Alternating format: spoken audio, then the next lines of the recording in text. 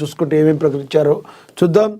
దీనిలో health care రంగంలోకి Ambani, Jio ₹1000కే DNA పరీక్షలను ప్రచురించారు. ఇక అంబానీ అన్ని వ్యాపారాలతో పాటు ఈ వ్యాపారంలోకి దిగిపోయినట్టుగా తెలుస్తుంది. మరి హెల్త్ కేర్ రంగంలో కూడా ఆయన వస్తే మరి పరిస్థితి ఏ విధంగా ఉంటుందో మరి ఒకసారి అందరూ ఊహించుకోవచ్చు. ఇక ఏపీ జనాభా సంక్షోభం రెండో బిడ్డల కంటే ప్రోత్సాహకాలు ఇచ్చే యోచనలో ఆంధ్రప్రదేశ్ సర్కార్ ఉందని కూడా ప్రచురించారు. ఇక ఫోన్ ట్యాపింగ్ కేసులో సంచలనం, సజ్జనార్ నేతృత్వంలో కొత్త సిట్ కూడా ఉండబోతుందని కూడా ప్రచురించారు. ఇక VBG బిల్లుకు లోక్సభ ఆమోదం, విపక్షాల నిరసనలు పట్టించుకొని కేంద్రం కొత్త బిల్లు పత్రులను చించేసిన ప్రతిపక్షాలు. మహాత్మాగాంధీ జయంతి గ్రామీణ ఉపాధి హామీ పథకం స్థానంలో కేంద్రం కొత్తగా తీసుకొచ్చిన వికసిత్ భారత్ రోజ్గార్ అజీవికా హామీ మిషన్ గ్రామీణ్ బిల్లుకు లోక్సభ ఆమోదం తెలిపింది. విపక్షాల నిరసన మధ్య VBG బిల్లుకు ఆమోదం లభించింది. ఆమోద సమయంలో వెల్లోకి వచ్చిన విపక్ష సభ్యులు బిల్లు యొక్క పత్రులను చించివేశారు. బిల్లు ఆమోదం తర్వాత సభ శుక్రవారానికి వాయిదా పడింది. ఈ కొత్త చట్టం ప్రకారం పథకం పేరు మార్చడమే కాకుండా కూలీల 10 దినాలు రోజువారీ వేతనం పెంచనున్నారు.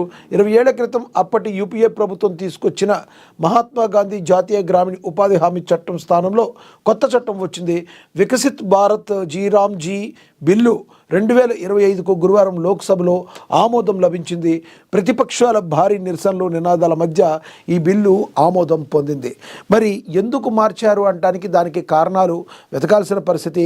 మరి మహాత్మా గాంధీ అంటే మనందరికీ తెలుసు. మరి ఆయన స్వాతంత్ర సమరయోధుడు, మన జాతి పితగా మనందరూ కూడా గౌరవించుకుంటాం.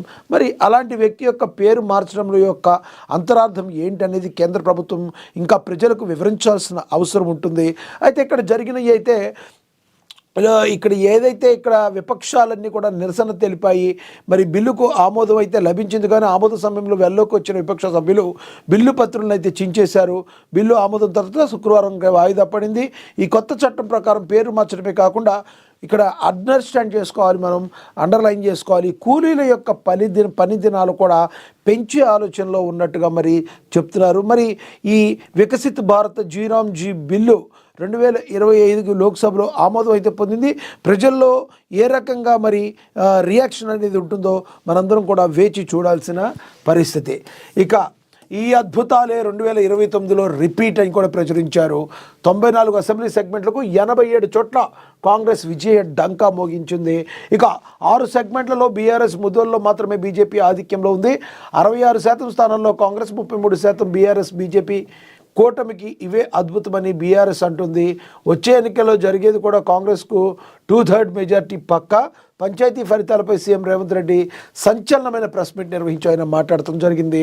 8835 పంచాయతీల్లో కాంగ్రెస్ గెలుపని ప్రకటన చేశారు. ఇక ఒకసారి రాష్ట్రంలో 12702కు పైగా గ్రామ పంచాయతీలకు ఎన్నికలు జరిగితే కాంగ్రెస్ పార్టీ 66% స్థానాల్లో విజయం సాధించింది.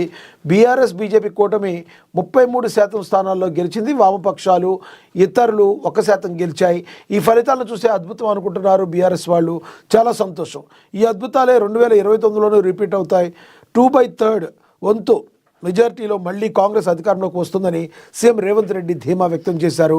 మంత్రులతో కలిసి గ్రామ పంచాయతీలు సీఎం గురువారం సాయంత్రం ప్రెస్ మీట్ నిర్వహించారు. ఈ సందర్భంగా 7522 గ్రామ పంచాయతీలను కాంగ్రెస్ పార్టీ గెలిచిందని, రెబల్స్తో కలిపి 8335 గ్రామ పంచాయతీలను కాంగ్రెస్ పార్టీ కైవసం చేసుకుందన్నారు.